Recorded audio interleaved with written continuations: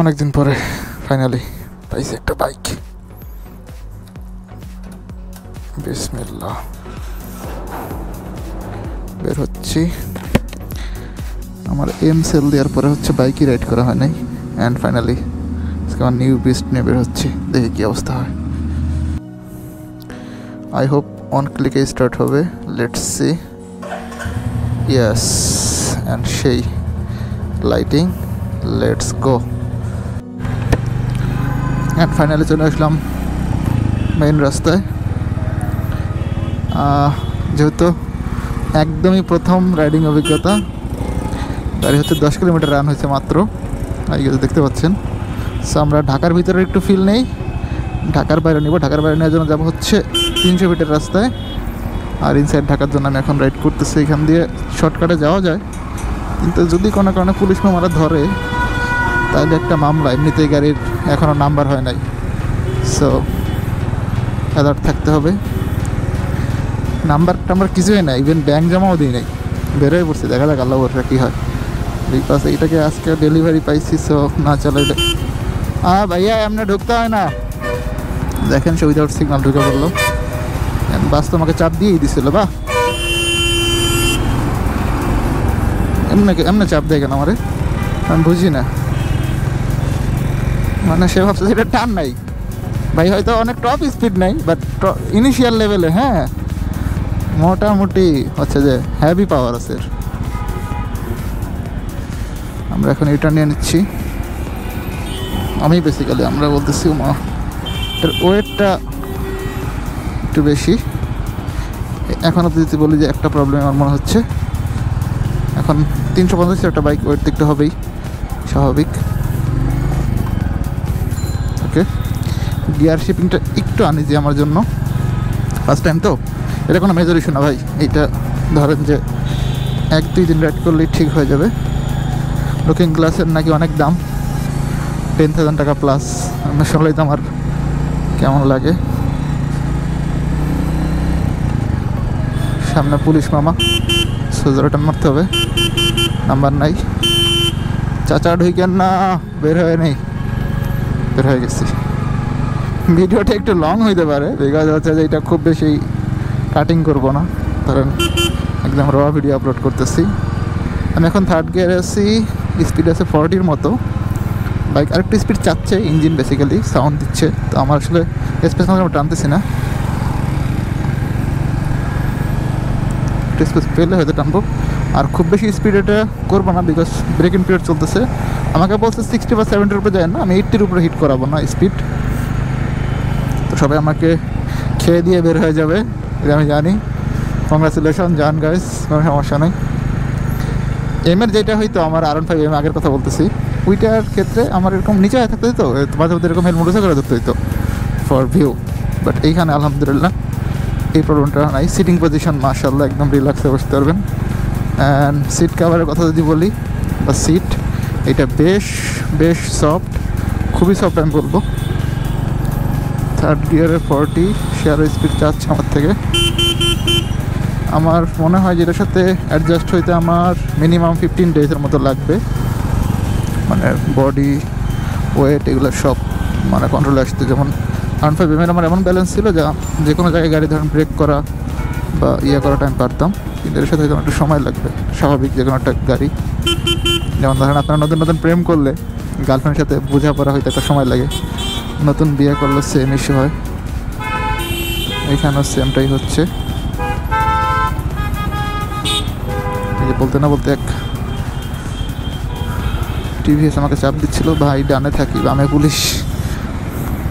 যদিও নর্মাল এখন চেক করেন ওইভাবে।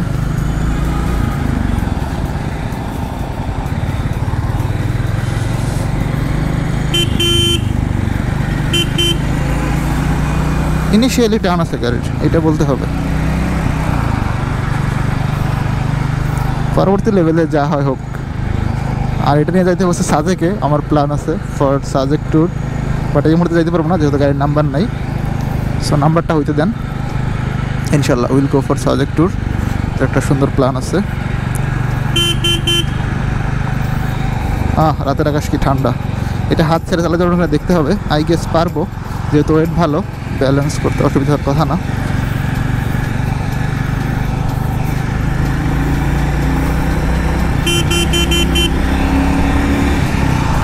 টান আছে, গ্রেট। কিন্তু ভাই অলরেডি 80 ক্রস হয়ে যাচ্ছিল, এর থেকে রানরানি করা যাবে না। ওমা, পিছনের ইয়াটা আমাকে করলা, ক্রসটা আমাকে দিচ্ছে, সিগনাল দিচ্ছে, ও আগে যেতে চায়, তো ওকে ছেড়ে দিলাম, যাও ভাইয়া।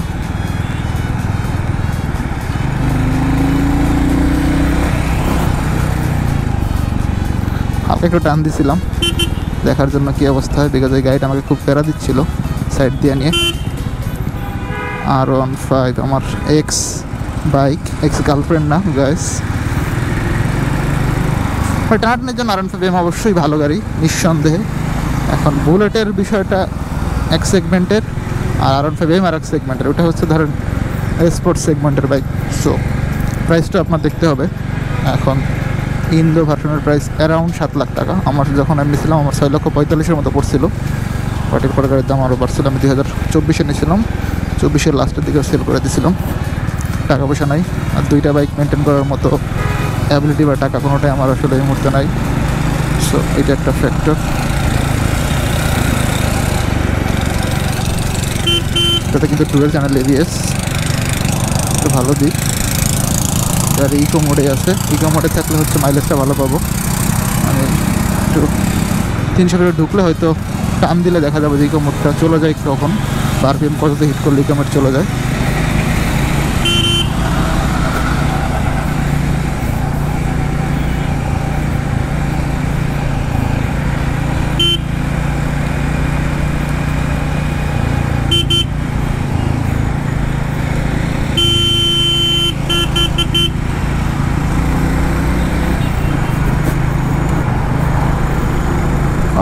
মজা আছে। আমি যেটা বলছিলাম যে এরকম বাউলি দিতে পারবো না, অনেক সুন্দর বাউলি দেওয়া যাবে, বাট এখন না। বিষয় হচ্ছে যে নিউ তো, সো ব্যালেন্সটা গাড়ির আমার বোঝার বিষয় আছে, যেহেতু অনেক ওয়েট গাড়ি।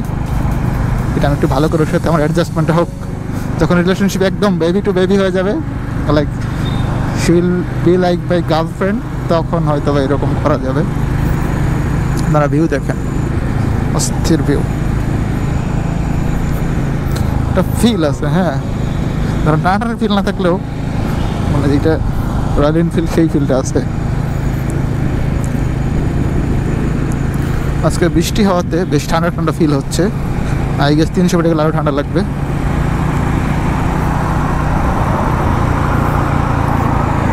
এখন অবধি রেয়ার ব্রেকটা ধরেই গাড়ির করাচ্ছি, স্লো করাচ্ছি। ফ্রন্ট ব্রেকটা ধরার প্রয়োজন হয় না এভাবে, খুব বেশি কিছু না হলে ধরবো না।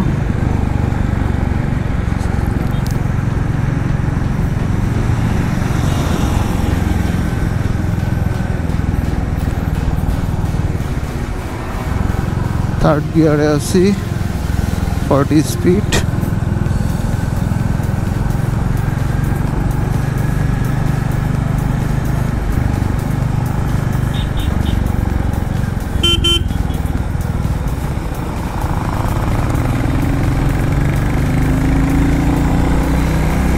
ইনিশিয়ালি যে টর্ক ডেলিভারি দেয়, মাইন্ড ব্লোয়িং, আই মাস্ট সে।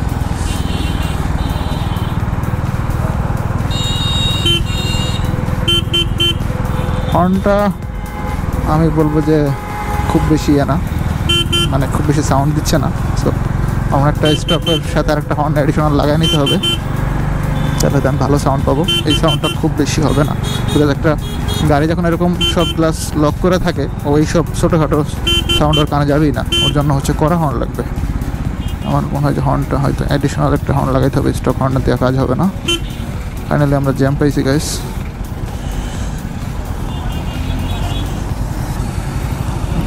বামতে ঢোকার চেষ্টা করি, বিকজ ডানে প্রচণ্ড জ্যাম।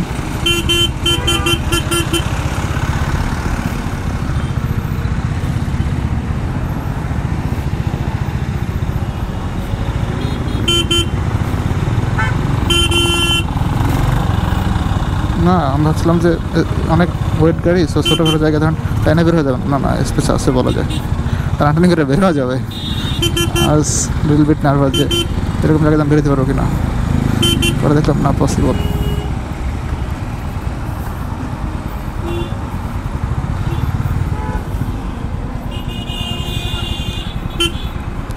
চিপা সেটা ধরা খাইছি, মাইনকার্ট চিপা।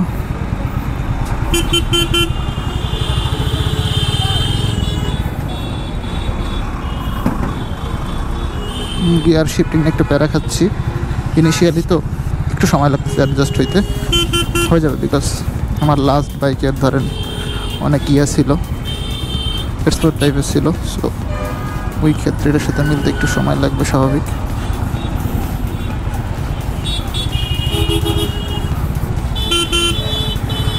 রাস্তায় মোটামুটি জ্যাম আছে, রিজন জানি না, বাট জ্যাম আছে এটা দেখতেছি।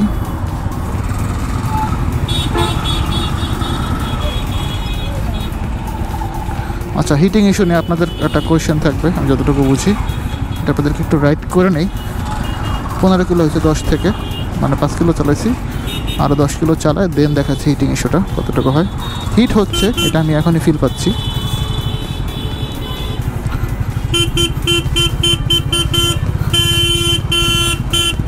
যদি বাস কোনো কারণে বামে চাপ দিয়ে দেয় দেখলে আমি ভয়ে থাকি, বাপরে। ওই যে কুরিলার ফ্লাইওভার, এখানে উঠে যেতে পারলে এই প্যারাটা থাকবে না, আমি ওয়েট করতেছি।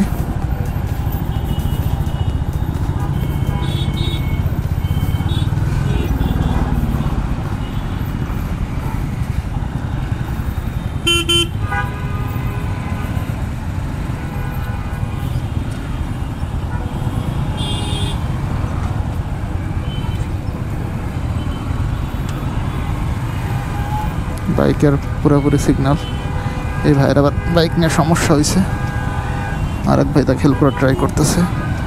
এটা একটা বিশাল প্যারা, হঠাৎ করে যদি বাইক নষ্ট হয়ে যায় মানে কী বলবো। ওমা, এই ভাইরা দেখি রুলস ব্রেক করে ফুটপাথ দিয়ে উঠে গেছে। এনাদের আর দেরি সহ্য হয় নাই, বসে চলে যায় যে কোনো মূল্যে। আয়ুষ এরকম আর হয়তো কপাল, ডিএমপি ইঞ্জিন নাম্বারে তো, হ্যাঁ সবাই না, কিছু পুলিশ সদস্য আছে যে ভাইয়েরা এরকমটা করে, স্যাররা বেসিক্যালি। তো পুলিশের চাকরি করতে পারলে হয়তো লাইফে ধরেন এই যে আজকে টাকা দিয়ে জমা দিয়ে এসেছি 27,000 টাকা 10 বছরের পেপারসের জন্য, এই টাকাটা লাগতো না। যা কপালে নাই, আল্লাহ ভরসা।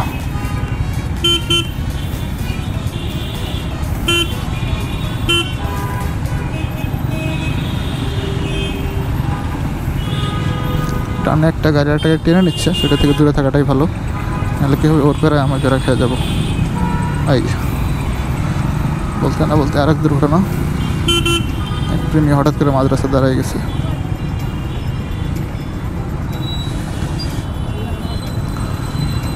ভিউটা সুন্দর, রাতের ঢাকা। আজকে বৃহস্পতিবার, এই জন্য হয়তো জ্যামটা একটু বেশি। নর্মালি এই রাস্তা এত জ্যাম থাকে না এই রাত্রে। এখন অ্যারাউন্ড 9:30 বাজে।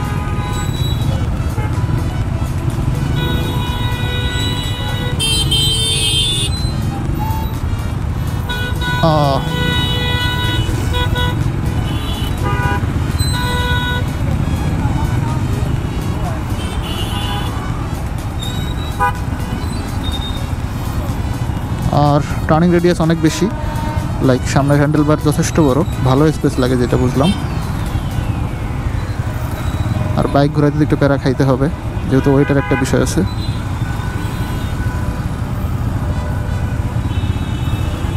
ওমা, এ দেখেন, বাহ মাশাআল্লাহ, ইমার্জেন্সি দিয়ে সে উল্টা পথে আগাচ্ছে। আল্লাহ কি ইমান দেখ, এই দোয়া করি।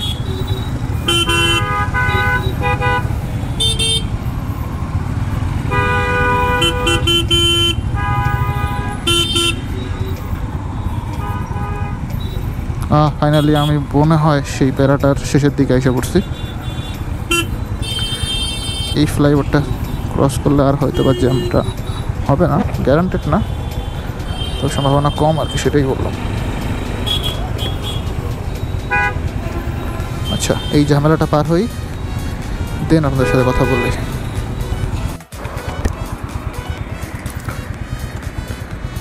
অ্যান্ড ফাইনালি সেই কাঙ্ক্ষিত 300 ফিটে চলে আসছি। এইখানে জায়গাটা খুবই ভয়াবহ আমি বলবো। বিশেষ করে এন্ট্রি পয়েন্ট তো, এই দেখেন বলতে বলতে পিছনে এক গাড়ি চলে আসছে। এখন পুলিশ চেকপোস্ট থাকলে একটা প্যারা খাবো, আল্লাহ আল্লাহ করে যাচ্ছি। আচ্ছা যাক, পেপার আছে, শোরুম পেপার বুঝাবো যে আজকে প্রথম কিনছি, সো টেস্ট রাইড দিচ্ছি, অ্যাটলিস্ট বুঝায় বলতে পারবো। আর পেপারসের টাকা আমি জমা দিছি, আই হোপ প্রবলেম হবে না, বাকিটা আল্লাহ ভরসা, দেখা যাক। বলতে না বলতে এক গাড়ি পুলিশ সামনে, এই যে দেখেন।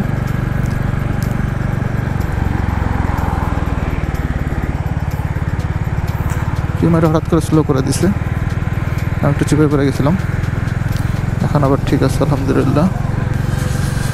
এই ভিউটা ভাই মাইন্ড ব্লোয়িং। আচ্ছা যেটা বলেছিলাম, যেটা হ্যান্ডেল সাইডে চালানো পসিবল কিনা আমি একটু ট্রাই করি। হ্যাঁ ভালো চলে আলহামদুলিল্লাহ, স্মুথ আছে।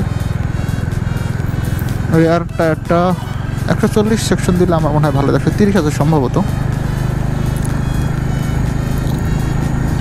ওভারঅল একটা বিষয় বলি, আমার কাছে যেটা ফিল হয়েছে সেটাই বলি, অনেস্ট অপিনিয়ন। আমার লাস্ট বাইক ছিল R15M, সো ওইটা স্পোর্টস বাইক ছিল। ওইটা ধরেন এই জায়গায় আমি এত স্লো চালাইতাম না, এটা টানাটানি করার জন্য মাস্টারপিস।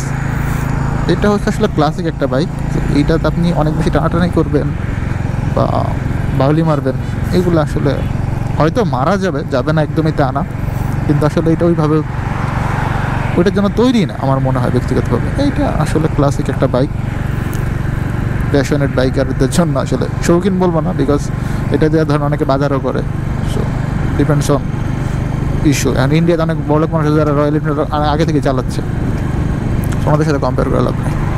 আমার যেটা পয়েন্ট ভাই, আমি আলহামদুলিল্লাহ হ্যাপি। লাইফের একদম লম্বা একটা স্বপ্ন ছিল যে কখনও টাকা পয়সা হইলে বা যদি বাংলাদেশে এই বাইকটা আসে, চালানোর সুযোগ হয়, চালাবো। তাওয়াক্কাল তো আল্লাহ, আলহামদুলিল্লাহ আল্লাহ সুযোগ দিয়েছে এটা কেনার, রাইড করার, চালাচ্ছি। সবাই আমার জন্য দোয়া করবেন, আমি যেন সেফলি বাইকটাকে রাইড করতে পারি। এটা আমি 10 বছরের পেপারস করে নিয়েছি, দাম নিচ্ছে হচ্ছে, পেপারসের প্রাইস হচ্ছে 27,000 টাকা, আর বাইকের প্রাইস হচ্ছে 4,40,000। তো সব মিলে 4,67,000, আর ধরুন 3,000 আর 5,000 টাকা এক্সট্রা কস্ট আছে, 4,70,000 মতো পড়লো। পিছনের গাড়িটা আমাকে দ্রুত যেতে বলছে। 4,70,000 টাকার বাইক, এটাকে আমার কখনোই বিক্রি করার মতো কোনো নিয়ত নাই, এই জন্য আমি 10 বছরের পেপারস করে নিয়েছি। আমি চাই আমি যতদিন বেঁচে আছি ইনশাল্লাহ আমি এটা রাইড করবো, পাশাপাশি আমার ভবিষ্যৎ প্রজন্ম অর্থাৎ আমার ছেলে বা আমার উত্তরসূরি যারা থাকবে তারা এই বাইকটা রাইড করবে। সো এই হচ্ছে আপডেট। যারা তখন দুজনে এই ভিডিওটা দেখলেন, আপনাদের প্রতি অনেক বেশি কৃতজ্ঞতা এবং ভালোবাসা। ভালো থাকেন সকলে, দেখা নতুন একটা ভিডিওতে, সে অবধি আল্লাহ হাফেজ, আসসালামু আলাইকুম।